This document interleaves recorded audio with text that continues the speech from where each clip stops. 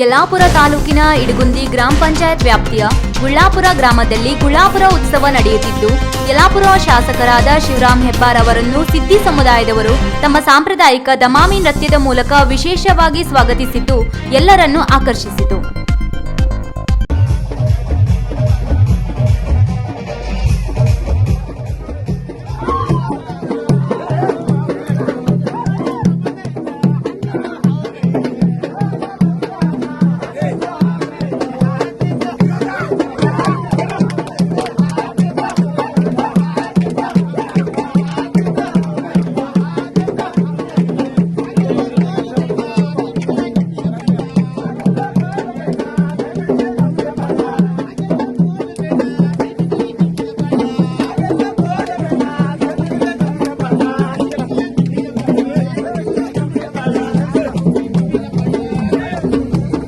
ವೀಕ್ಷಕ ಮಹಾಪ್ರಭುಗಳೇ, ನಮ್ಮ ಚಾನಲ್ ಅನ್ನು ಸಬ್ಸ್ಕ್ರೈಬ್ ಮಾಡಿ, ಶೇರ್ ಮಾಡಿ, ಪ್ರೋತ್ಸಾಹಿಸಿ.